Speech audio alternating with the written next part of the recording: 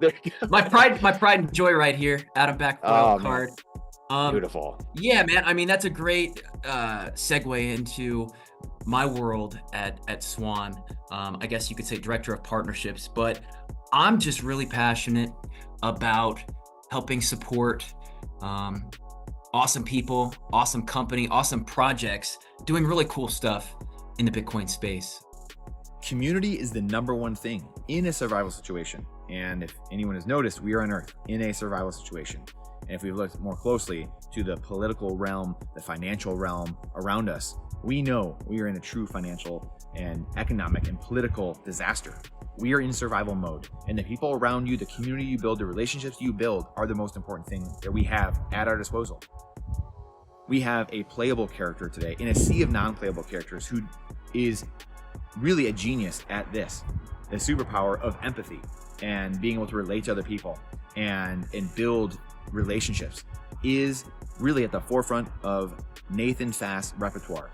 He is one of my favorite people in the space. I'm glad and grateful to call him a friend, and as the lead, the point man at Swan Bitcoin for partnerships and strategic relationships, he has a very important job putting and pulling together the Bitcoin community and coalescing people together so we, the intransigent minority, the 3%, can really come together and affect change in the world.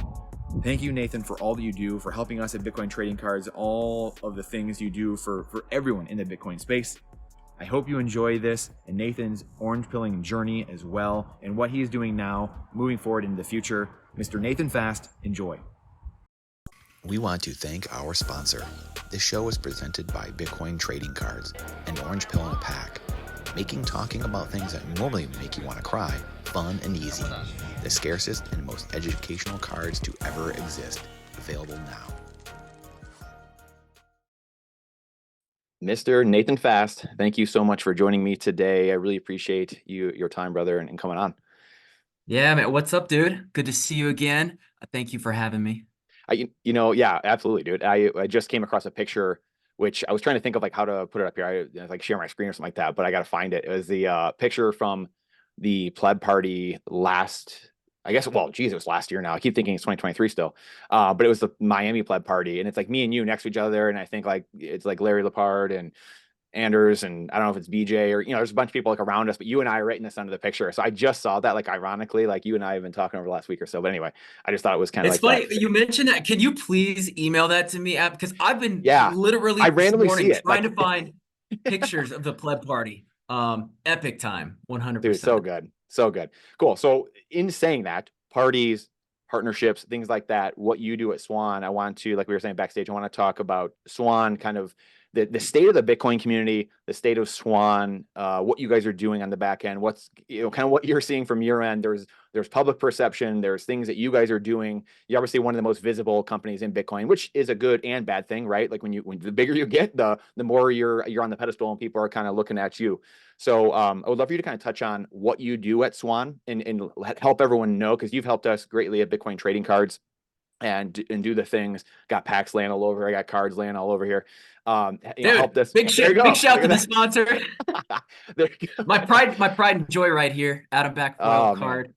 Um, beautiful. yeah, man. I mean, that's a great segue into my world at Swan. I guess you could say director of partnerships, but I'm just really passionate about helping support um, awesome people, awesome company, awesome projects, doing really cool stuff in the Bitcoin space. Because I mean, I see firsthand every single day the smartest people in the world are being drawn to this space like a magnet. And the thing that really gets me up every morning and gets me excited is everybody has their own skills and talents, and seeing people use those in the Bitcoin space is awesome. Whether it's Bitcoin trading cards or whether it's Pablo, his extensive experience in the undergarment industry, or whether it's crypto Yes. cloaks making Bitcoin grenades. I love finding ways to support them using, whether it's the tools that we have at Swan, Pacific Bitcoin Festival, or otherwise. That's one of my favorite things in the world because this space is just filled with so many incredible people, and I get to meet them every day. So I just love it. Yeah, it's so cool. And like I said, already you've helped us out greatly at Bitcoin trading cards, and you're always, Aladdin was the one that at that time was directly working with you. This year, I'm sure it'll be him too, but it'll probably be me more and some of the other people as well.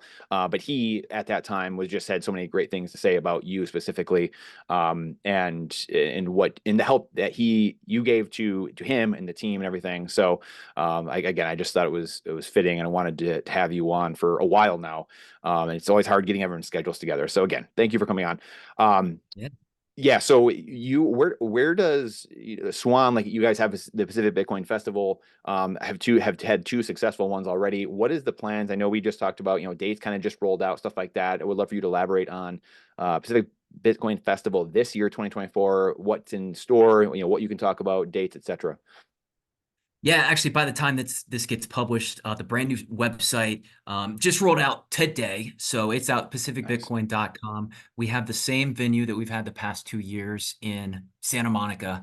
It's going to be Good. October 18th and 19th this year. So a Friday and Saturday this year to maybe make travel plans a little bit easier if somebody has family.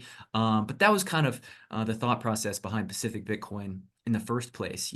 There really wasn't many Bitcoin experiences on the West Coast. You have Miami or Nashville now, and more popping up all over the place. But there was really nothing on the West Coast. So, this past year, we renamed it the Pacific Bitcoin Festival because there are incredible conferences, more and more, which is exciting, all around the world.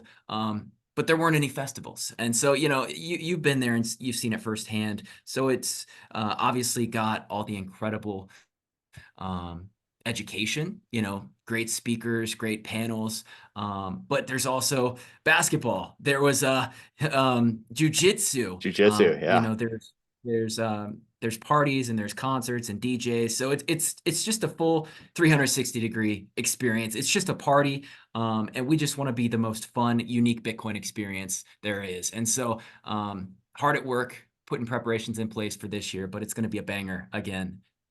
So good. It's such a good conference. It really is, a festival. I mean, it really is a festival, I guess, and that you guys aptly changed it to that because that's what it is. It's not like conference is fiat. I feel like a conference is like such a fiat word, and you guys aptly changed it to festival because that's what it is. It's people coming together. I'm looking at the website right now. Actually, I just pulled it up because I had to see it. This is gorgeous. By the way, so Let's be honest, man. If you've spoken to me, I've probably thrown out the phrase, conferences are boring, festivals are fun. So let's have some fun and celebrate. I mean, what's going to be maybe one of the most pivotal years in Bitcoin's 15-year history. There's a lot to be excited about this year, next year as well, and moving forward. But I mean, yeah, the first 2 years we launched Pacific Bitcoin in the depths of a bear market. yes. Year one, in fact, coincided perfectly with FTX collapsing. I remember checking my phone, kind of the Tuesday before the very first conference, very first year, and their little token or whatever was just plummeting, and I was like, oh, this is interesting, man. But everybody there, Bitcoin only, it was just good vibes all around. It was just a celebration. It was a lot of fun. It was really the epitome of Bitcoin, or Bitcoiners, and that's why again I love about the festival is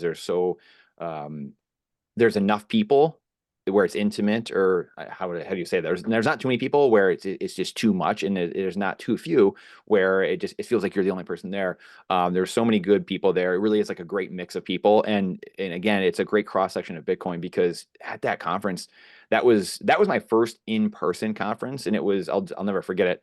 It was just I hadn't got to one. I really hadn't joined the Bitcoin community until 2022. I just was off doing my other fiat stuff, and it was just never on even Twitter. Just early 2022, I found the Bitcoin Twitter community, and then I later that year came to the festival, and yeah, I remember that everyone's like talking about FTX and that happening, but not one person was really talking about price, right? If that makes sense. We weren't like, everyone's like buying more. Everyone's like, the true Bitcoiners are sitting there like, wow, this is amazing, and I think it's a big paradigm shift for like the crypto person, or the moon boys, or a geared person, because they're just looking at it as more fiat gains, and a true Bitcoiner is here for a new system, and looking to obtain as much Bitcoin as they can. So I think it's a real paradigm shift.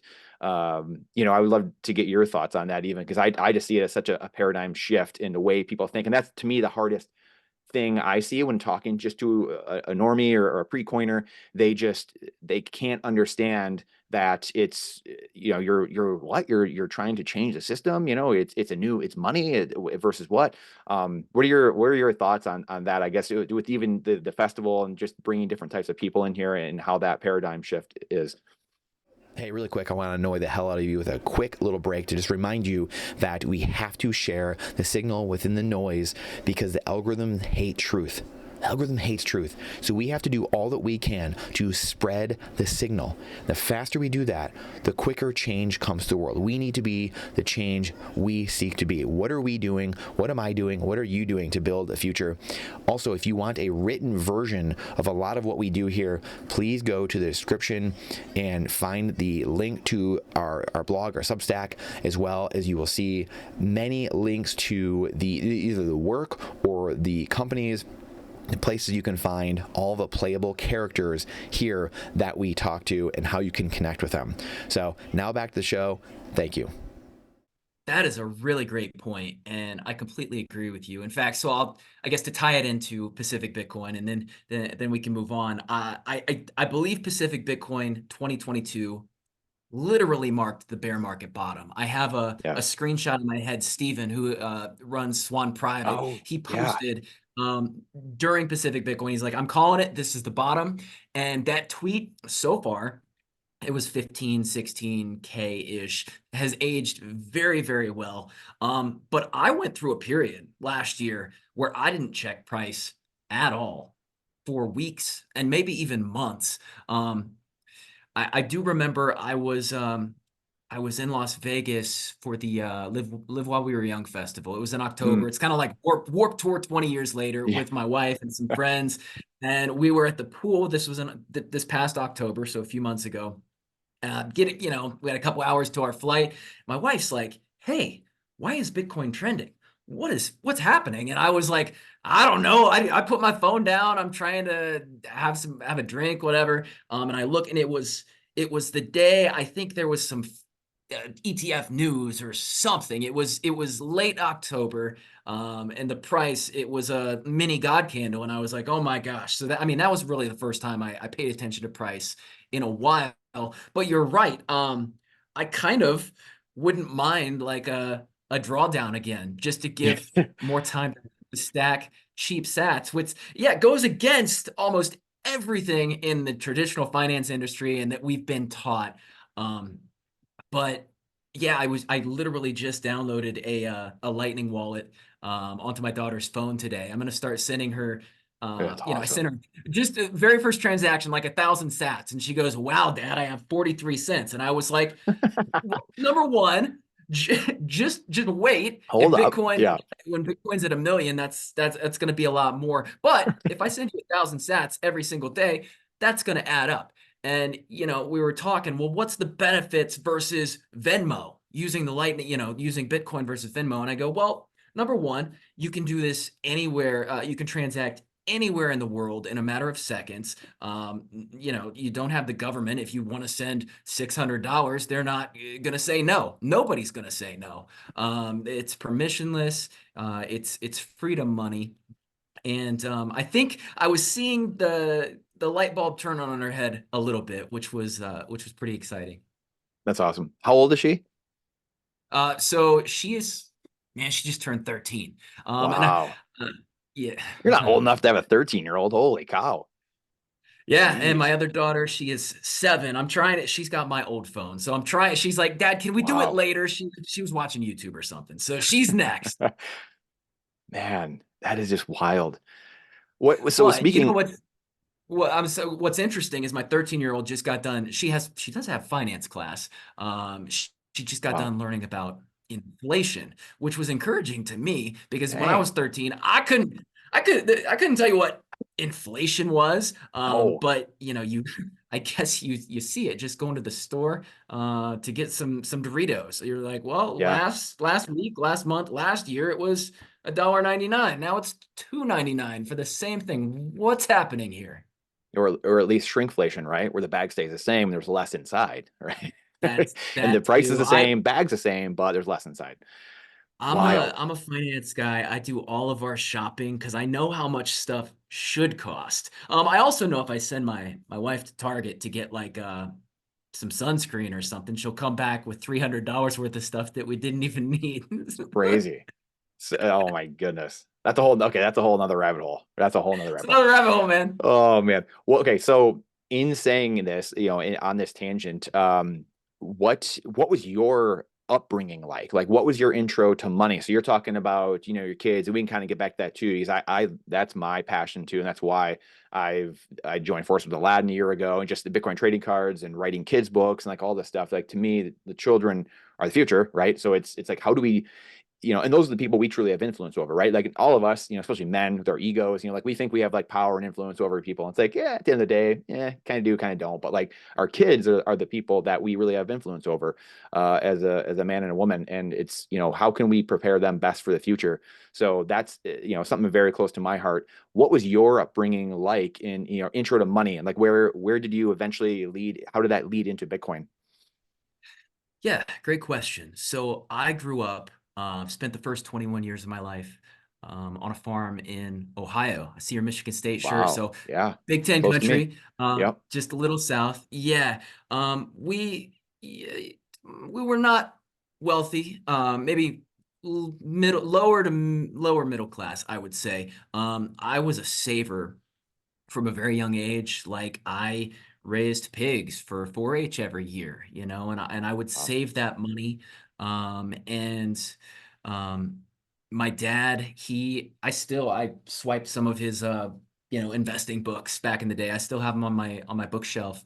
But I remember he was big into mutual funds. Like he was just here visiting a couple weeks ago for the holidays, and he still had like Fidelity sends out a newsletter or something, and he was reading Hmm. it, flipping through it. I mean, I know he's been doing really well lately. In fact, he asked me about Bitcoin. I didn't realize how kind of obnoxious my office has become with Bitcoin stuff, but we had a conversation, and my dad's a pretty conservative um, got Fox News guy. I never Hmm. I didn't necessarily think that he would um, invest in Bitcoin, but he said, "Well, do you think it's going to hit 100K this year?" And I was mind blown at just the complete 180 um, that he done. But I guess from there, I studied finance. Well, actually, I studied radio communications my first year Really? in college, but then I realized you don't really need to have um, a college degree to say stupid stuff on the radio. So it's like I'm gonna study True story. business. Maybe that's actually practical, something that my parents it'd make them proud. So I Yeah. I studied finance and business at IPFW in Fort Wayne, Indiana. Oh, okay. Yeah, Um, yeah. it doesn't exist anymore. Now it's just PU, Purdue University, Fort Wayne. Um, and from there, my first big boy job out of college, I was a financial analyst in Las Vegas for MGM Mirage. Um, Really? yeah, so like the hotel, gaming company. The reason I actually applied to that job is because I thought that I was applying to MGM, the movie studio. No And way. I was like, well, I like entertainment and, that world. So maybe I can combine finance and entertainment and work for a movie company. And I actually applied to a hotel company, got a job, and I did that for about 3 years. Working in the basement of Luxor, actually, as a financial Really? analyst, the biggest pyramid on North America. Um, I learned a lot. It's very interesting to dive into casinos, um, finances. Like I did the daily operating report every day. But I started to get bored after a few years of staring at spreadsheets all day. Let me tell you, I was a wizard at Excel for a time. Like, but if you don't Oh use it boy. every day, you lose it a little bit. Interesting. So I, I had always loved radio. So I actually started working overnight at a radio station there in Las Vegas, while working all day in my suit and tie big boy job. Wow. And I was like, radio is more fun. So I quit my finance job. I pursued radio for, man, about 15 years, all around the country. So from San Diego to LA, to Dallas, and and eventually I realized, I think at least for my format of radio, the writing is on the wall, given podcasts and Spotify. In fact, when Spotify first came out, Mhm. I refused to download it. I'm like, this is the enemy. But because I feel like the radio industry, they're very hesitant to change and embrace new technologies. So I think they've fallen behind a Yeah. little bit. I love podcasts now. I love Spotify. You can listen to whatever you want, however you want, wherever you want. Maybe like this podcast, for Right. example. Um, and so, anyways, yeah, I worked kind of in marketing, creative for a while, um, and then that was, let's see, early 2022. Yeah, I somehow started DMing with Corey. And Really. at the time, I had a blue check mark on Twitter from my media career. Mm. And but before, I don't have a blue check mark now. I'm working on getting it back. But he's like, That's yo, ironic. what what's the blue check mark for? We just started talking and going back and forth. He shared with me, plans for a Bitcoin conference in LA, and I sent him some. We kind of skipped over how I discovered Bitcoin. In this, but I sent him some designs. We kept going back and forth a little bit. He's like, you should just come. You should just come over here. And so I guess the rest is history Wow. there. I That is can wild. I can take a step back midway and share how I Yes, discovered please. Bitcoin. Um, in fact, I was just on Coinbase for the first time in years. I mean, I went back to like 2017, looking at all the Bitcoin I could have had, and it's pretty sobering. But I never really went down the rabbit hole until COVID, just before COVID, because obviously it's a very similar story to everybody working from home. I had a lot more time on my hands, and I just devoured Bitcoin content. I mean, for hours and hours a What day. what what And tipped you off to it, Nathan? What was it? Because you had a finance background, so you're already kind of in that world and you saw stuff on it? Is that why? yeah, a little bit. And then the stimulus checks Mm. was really eye-opening to me. Even, working in the finance world, it's, a lot of people don't necessarily understand how fiscal and monetary policy works. And like I said, I had a Yeah. lot of time to dig into it. And I was like, this just isn't right. It's, I think Rob Breedlove, he says a lot, inflation is theft. And, every dollar that they print debases it a little bit more. And that really didn't sit well with me. And so, like I said, I devoured Bitcoin content, started to take it a lot more seriously. And that was just before Michael Saylor kind of came public.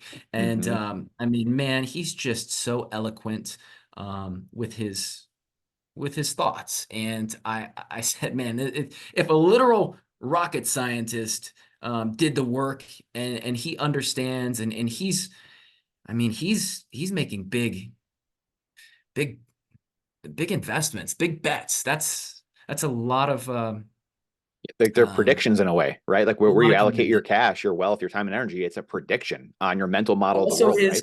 Yeah. his analogy, the melting ice cube is just so brilliant Yeah. and simple. So a lot of the analogies and I mean the shows that he went on, very eye-opening for me. So that's and from there was no looking back. Hmm. I mean, I will say the first time that I heard about Swan, because I was only used to Coinbase, and so going to Yes. Swan, I was like, they don't even have a sell button. That's so Hmm. silly.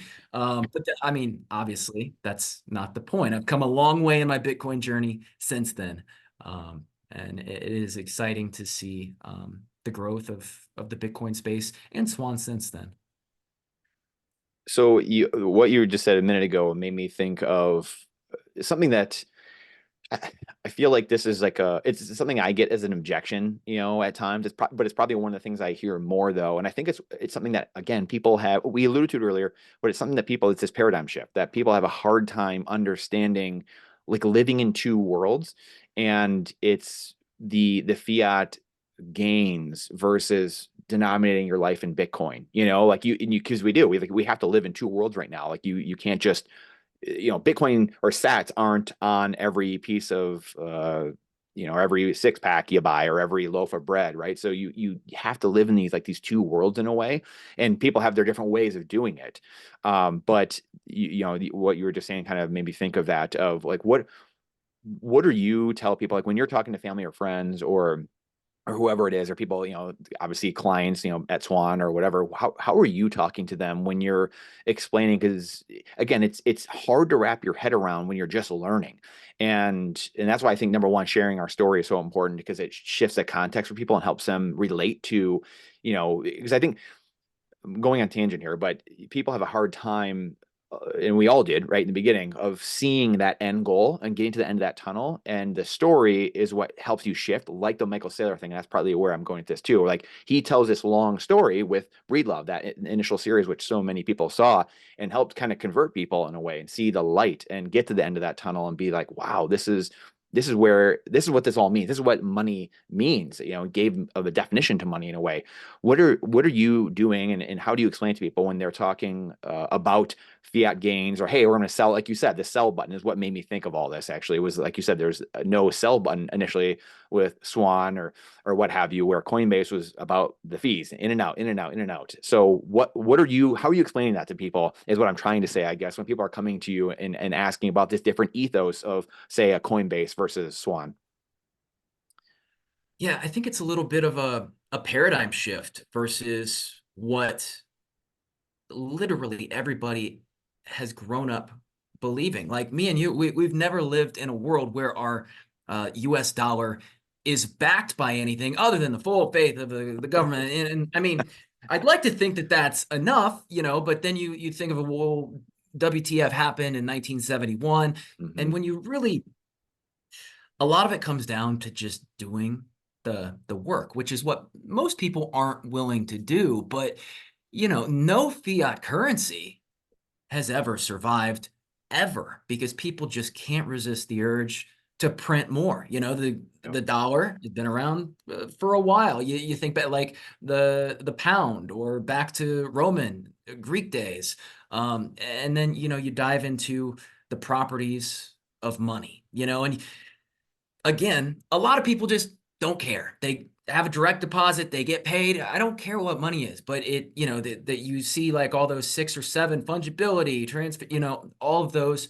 And Bitcoin, it is a separation of money and state, which is, again, I think a paradigm shift for most people. But I don't want my money to be controlled by the state or by anybody. I don't really have faith that my dollar is backed by, I mean, they're $34 trillion in debt. So, I mean, you've got store of value, you've got medium of exchange, and yeah, there's a lot of volatility. I mean, it's really fun. One of my favorite things on Twitter is when people, yes, oh, Bitcoin's volatile. It's only gone up 4 million% over the past 14 years or whatever. And it joking, but it is volatile.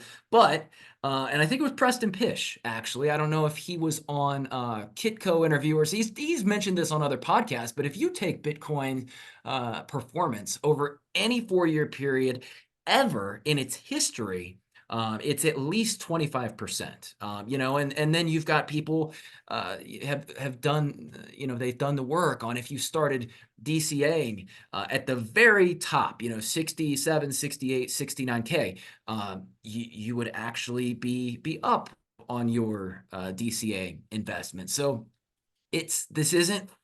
I'm not talking to swing traders, day traders, people sitting at their laptops all day just trying to make 10 basis points or whatever. Like I don't care about that. To me, it's an investment. It's hard money. It's the best financial technology ever created. It can't be confiscated, and it's long term. That's why I for months and months I didn't even check the price. Now, is it a lot of fun for me to be on Bitcoin Twitter when it's I will say, I mean, I did miss bull market Bitcoin Twitter, and I saw signs of life, kind of in the run up to all the ETF stuff. Like I have not had that much. I mean, I didn't post a lot. I just love the Taking it all in. electricity. Bitcoin Mhm. Twitter or X, whatever you want to call it, was Yeah. electric. And then the fake SEC announcement, like Oh, when man. I think somebody posted, and my wife, I called her immediately, and I go, check Twitter or X right now. And it ended up being like the compromise or hack or whatever really happened. But it was just a lot of fun. I don't know if many other communities on X are that electric. It was a lot of fun. It's funny. I've told like Opti many times and some of those guys, Jacob, and I missed the bull market. I missed Bitcoin Twitter, like 2020, 2021, like I was saying earlier. Like I didn't really get into Bitcoin Twitter until the, whatever, the early mid 2022. So it was already kind of like, I think it was May, things were really starting to kind of go down. And so I missed like all the craziness. I was like here and there. Again, I was just like in my fiat world and real estate doing other things on Facebook and Instagram, doing all that stuff. So I missed it. And they were like, dude, it's crazy, man. Like Bitcoin, Twitter, and the bull market is nuts. Like you're not gonna believe your eyes, like what's going on. So I can't wait. Like I cannot wait. Did you mentioned like the characteristics of money, like the 6 or 7 characteristics. Not everyone talks about that. Most people talk about like the three characteristics of medium of exchange, store of value, and unit of account. And that's kind of like the 3 basic ones. Are you a Mike Maloney guy? Did you follow him in the past, gold and silver? No, not really. I pay Okay. attention a little bit, but it is interesting to hear from people who are gold bugs. It is. Yeah. In fact, I mean, if Bitcoin never had been uh, invented or discovered, whatever you view it as being, Yes. I'd probably be a gold bug. Yep. But Same. Bitcoin is just digital gold, and I Yep. feel like still a lot of these um, the deniers or whatever you want, the Peter Schiffs of the world, they haven't done the work. Very few people who actually do the work with an open mind just can't see it. They can't see the value proposition. Yeah, and boy, you could do a whole show just on that, right? Like the psychology behind things is probably the most fascinating part to me. I have so many books that just about the psychology of buying, psychology of selling, the psychology of investment, just everything, like why we buy, all those different books. There's famous books out there, but just even the psychology of humans. The last 10, 15 years have really been big into personal development, whether it's Bob Proctor's, the Jim Rohns, Napoleon Hill, stuff like that. And like the human brain is so like misunderstood, and it's so like studied, and we just know a fraction about it, like why we operate and the things we do. Like to me, and again, I'd love to get your thoughts on this, because like to me, you have like if we're just like, hey, Nate and Brandon, we're gonna go become bodybuilders and we're gonna like go get into a bodybuilding competition. It's like, okay, well, we know we're in for like probably a year or two of like working our butts off, and watching every calorie we're eating, and it's gonna take work and time. to choose the money you're using, it's literally a split-second decision in your life. Everything in life starts changing, you know, like you start taking power away from the state and you give it back to you and the people around you. And it's like mind-blowing to me where it's like the simplest answer, the easiest answer, a lot of times is the best answer. And that's what we have in front of us. It's too good to be true. And you have like people like Jim Rogers, like thinking of Gold Bugs, or Mike Maloney, or these different guys who they're like, wow, the government, and I know a lot of people like this too. They're like American patriot, you know, like these conservative, you know, red-blooded, you know, whatever. And they're like, well, the government's not going to let you. It's like, you realize we are the government, guys, right? Like that's us. And if you're telling me that we can't put in people that can let us use our own money, then we don't have a say in government. And I think that's an even bigger problem we need to talk about. And it's like, that to me is the number one thing that drives me up the wall, whether it's Gold Bugs, my friends, you know, people that are like, they get it, but they don't at the same time. They're that close. I just, drive me up the wall. That's a great, you know what, that's a great point too, is that most people, myself included, up until I really studied Bitcoin, are just so complacent about money. Like they'd spend more time picking out which fruit snacks they want to get at the Yes. grocery store than what's going on with their money and why it's being devalued and inflation. So yeah, a lot of it is just doing the work. And you mentioned personal Yes. development, and that's another thing I love about Bitcoin. It can't be created out of thin air. There's proof of work, and it's great. It's a great alignment with you know, whether it's the fitness community, sports. There's, you know, personal development. There's so many people are Bitcoiners and they don't even realize it yet. Yes. That is so true. It I makes guess it, a real quick example. yeah. There's a lot of mainstream brands. I just had a chat earlier this week with the partnerships team at a professional baseball team, Mhm. and talking to them about the alignment between Bitcoin and the sports world is interesting. I could see the light bulb go off in his head as I was talking through it and sharing my thesis with him. But another example, maybe easier to understand, is like Red Bull. We partnered with them at Pacific Bitcoin. That is a brand that's disruptive, innovative, a little bit edgy. They're everywhere. And you know, sharing with their team what Bitcoin is all about. It makes sense, you know.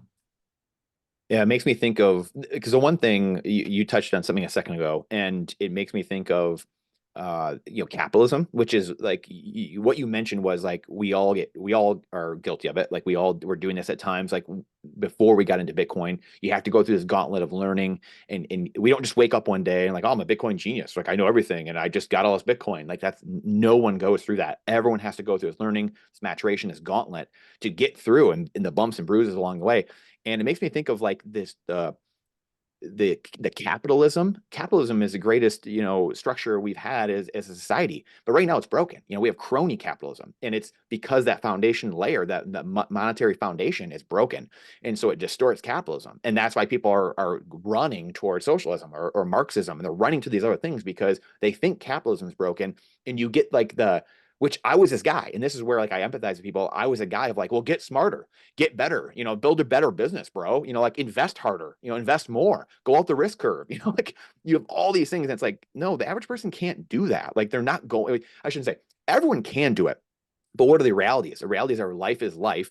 People are where they are, and they're not going to just be able to go out and be a Robert Kiyosaki and be a real estate investor and have, you know, I did that for 10 years, and I was trying to, this is where I'm coming full circle now with like, I would do Facebook Lives and all these things for 10 years, trying to get people to invest with us or teaching people how to do it. And almost no one did it. I mean, like you'd have maybe a dozen people would invest with us, or a couple dozen. And a couple people went off and did it on their own. I looked back, and that's a couple, like 4 or 5 years ago. And I was like, wow, like if we just changed the money, when I was really starting to understand Bitcoin, we could just, everyone could save. Like if you worked at McDonald's or your doctor, you saved more than you spent each month in Bitcoin, you'll get wealthier over time, instead of like having to go out the risk curve and be a hedge fund manager and go do ridiculous things. And like, it just, that to me, that became my mission of, okay, how can we help the most people with the least amount of effort? Oh, just choose a different money you're using instead of trying to become a hedge fund manager. So anyway, that it made me think of that, like what you just said kind of sparked off like one of the reasons I'm in Bitcoin and changing the money and bringing the power back to the individual instead of the state.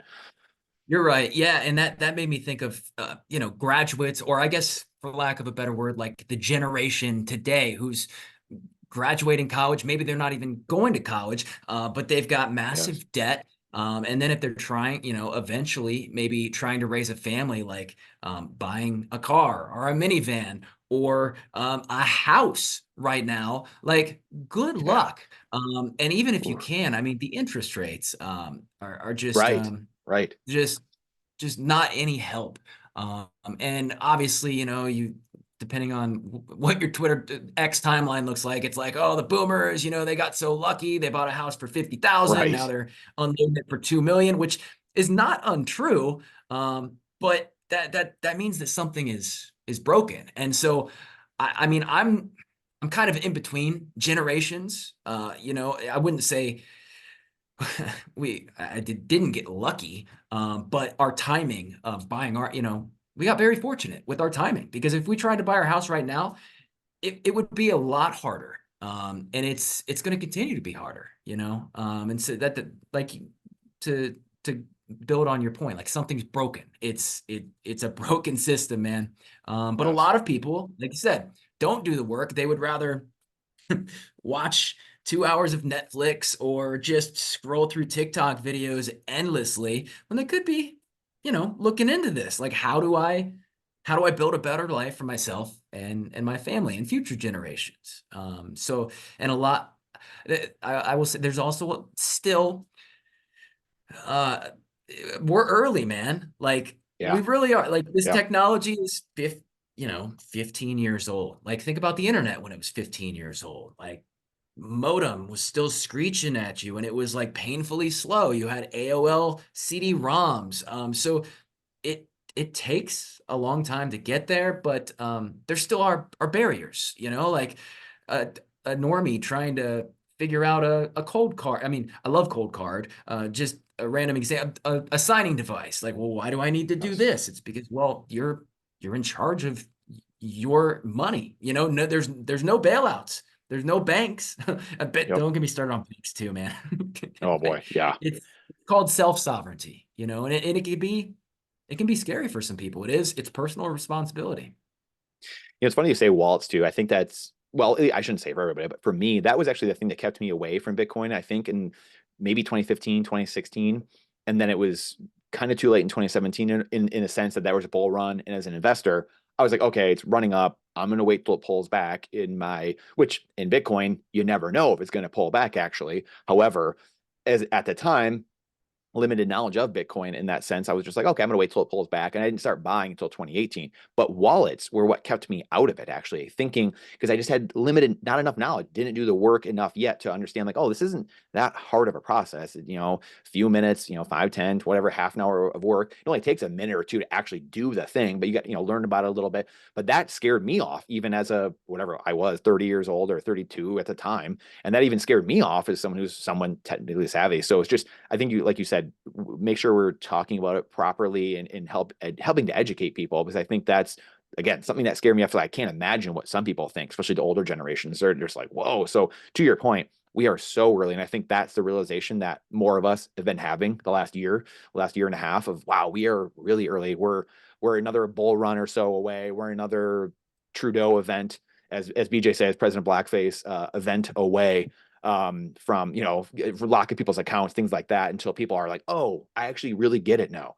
So You're like right. We are early, and I have to remind. I mean, people are like, I felt like, oh, I'm so late. There people got in at $1, $10, mhm, $100. But we're so so early, early. and Oof. there's so many great resources too. Because as we speak, I'm downloading the blockchain. So sorry if my video is a little choppy right now. Oh man, But I realize, you know what, it's worth I it. want to. I want to set up a node, but you've got, great resources like BTC Sessions, who I've learned just about everything I know about nodes signing from him and others. Like the knowledge is out there. You have to go get it. So true. And it's, how do you get people to care at the end of the day? And I know we're, go at 10 minutes or so here. How do you get people to care? Like that's the thing I keep racking my brain on, because I can't help but think of like the 3%. The Revolutionary War is fought by, really a couple percent of people, and then they started dragging everyone else along as they were winning, or when they eventually started winning. And I just, the Patriots, that is. So like, how do you get people to care? Because I feel like there's such like a malaise in society where people like don't even, they just don't even care. Like some people, it's like, well, your children are gonna, how are they gonna look at you? And they're like, well, I don't have kids, or whatever. And it's like, well, you could, it's always like this excuse of like just deadness almost in a lot of people. And I think part of it, I guess, maybe my answer is, hey, you don't focus on those people, maybe. But like, what are your thoughts? I don't know if you've given it any thought, but like that's something I think about. I'm like, how are you living? Like, what's the point? You've been given this gift of life. Like, what are you doing with it? And that's something where you come across some people and you're like, are you just dead inside, or what's going on?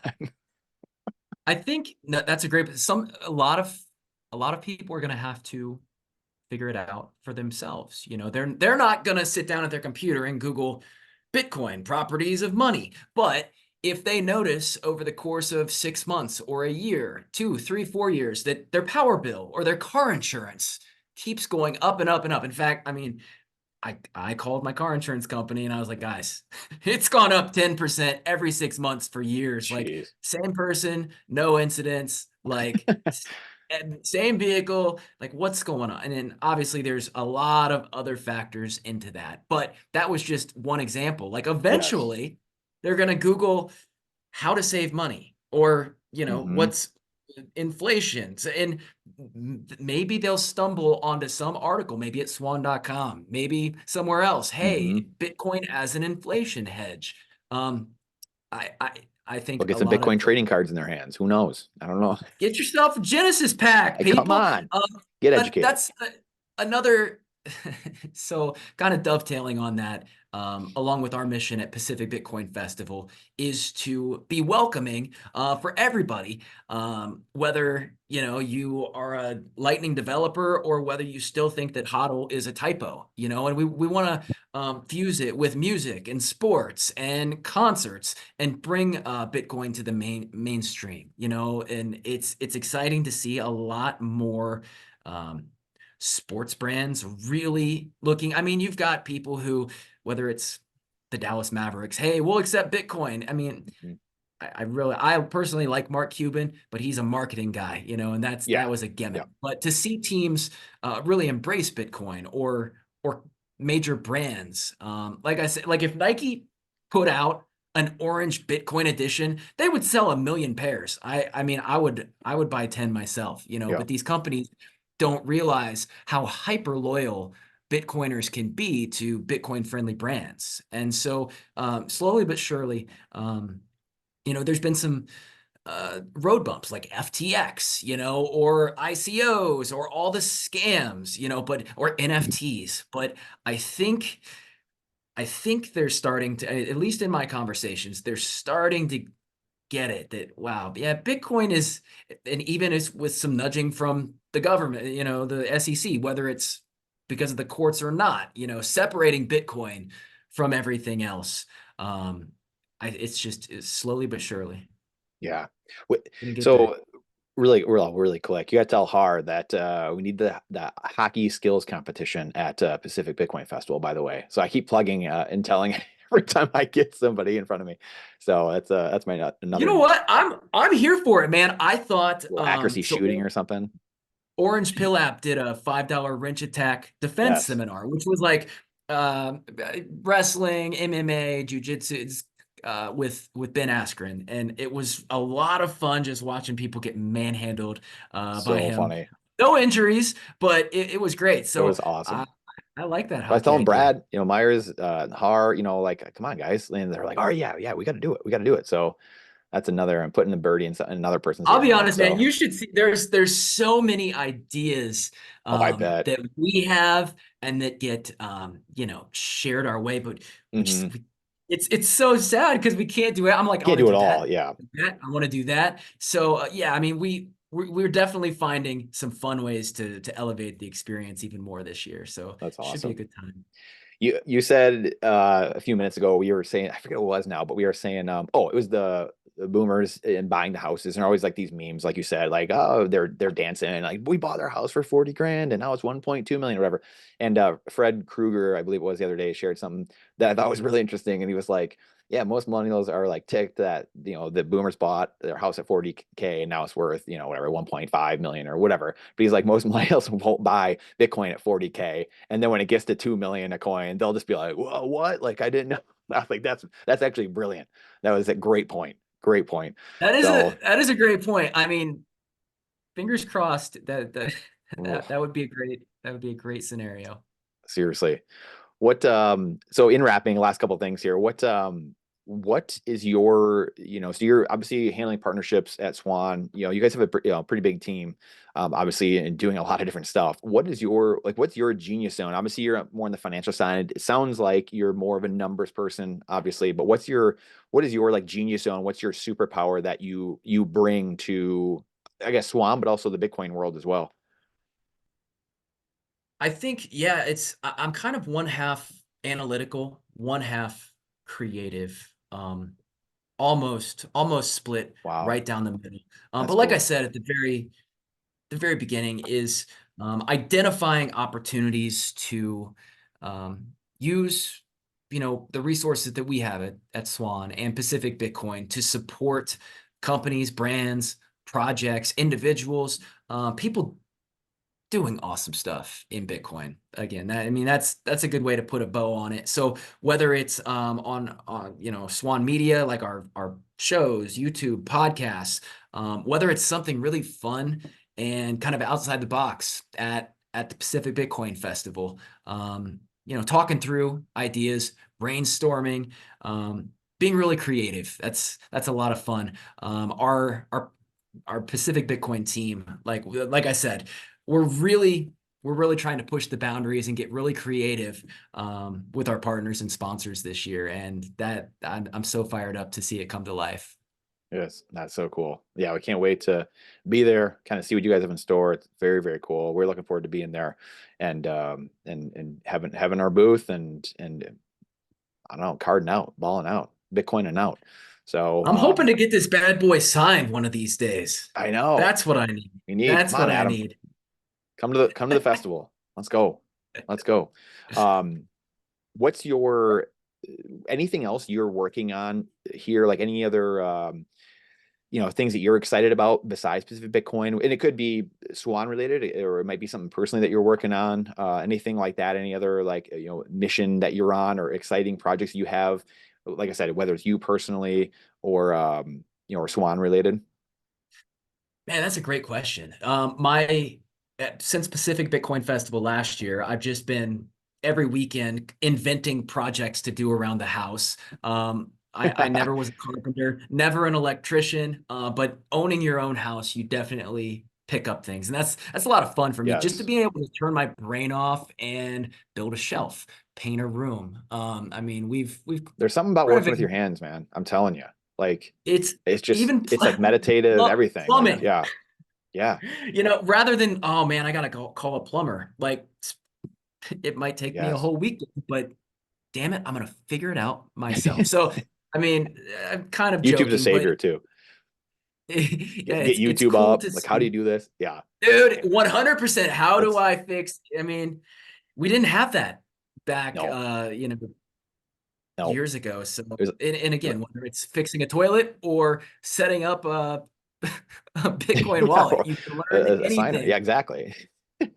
So true. But other than that, man, just I live in our community. I live just outside Boise, Idaho now, and Ooh, so seeing the I didn't know that. I community, love that area. yeah, community's beginning to grow even more. The Bitcoins, like when I first moved here, again, we moved back here. Um, this is where my wife's family is from. Just before Mm. COVID, I was like, "Is there anybody else here that understands Bitcoin?" I thought I was the only one. And it was thanks to Twitter. I connected with um, a few other people, and yeah, there's a pretty solid group here, which is continuing to grow. And Boise, I don't want to necessarily have a bunch of people move to Boise to infiltrate, but I will say Boise was like one of my undercover like favorite cities in the country. actually. There was a team when I played in the minors, when I was in Alaska, they at Anchorage, the Alaska Aces were the team I played or play for, and the Boise or there was a team in Boise, Idaho Steelheads, which I think are still there. And the Yep. Grove, I believe it's the Grove right down there. They play at the bottom of the hotel. It's like the coolest venue, everything. It was one of my favorite places to play. Great city. Oh man, loved it. Loved it. 100%. Wow. Well, if you ever make your way back, we can go to a Steelheads game. We can chop it Oh up, man. man, that's so cool. And one of my favorite companies works there too. Another ClickFunnels, Russell Brunson's company that he's in Boise as That's well. right. So man, just a cool city. But anyway, I appreciate you so much, brother, for coming. I know you got to run here in a minute and jump on another call. And where can people find you at?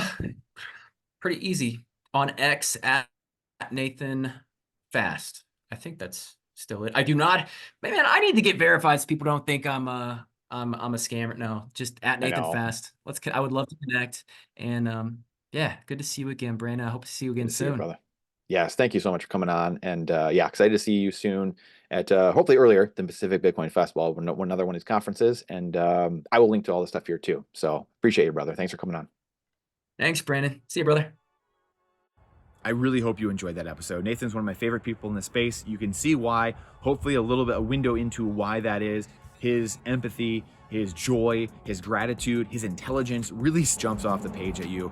And I just appreciate him more than he knows. The whole Bitcoin trading cards team does. Anyone who's ever been around Nathan, anyone who's ever hung out with him, talked to him, had to deal with him in a personal or business setting, you know what kind of person he is and the asset he is for the Bitcoin space and the sound money, the freedom, the liberty space.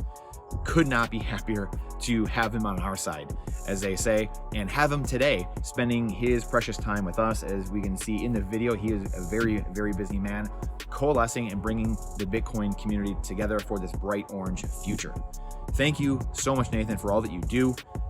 Look forward to pushing forward together with you in the future. Please share this out. This is not going to get pushed out by the algos. Clearly, as we know, the algos hate truth.